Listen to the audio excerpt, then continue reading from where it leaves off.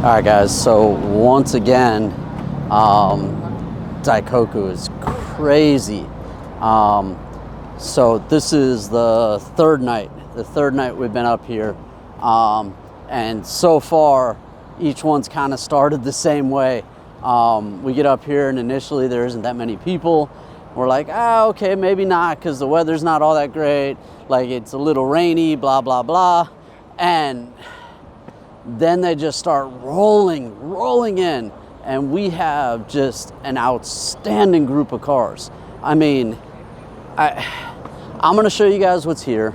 You guys let me know, drop those comments below. Let me know what your favorite car is. Let me know if you have any questions. And if you guys are new to my channel, check out what I do. I cover car culture, whether or not it's here in Japan, SoCal, anywhere I can.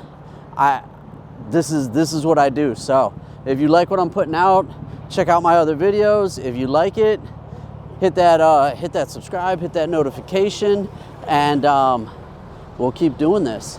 All right, guys, let me know what you think. I'm gonna get back at it, and we're gonna have some fun. All right, thanks.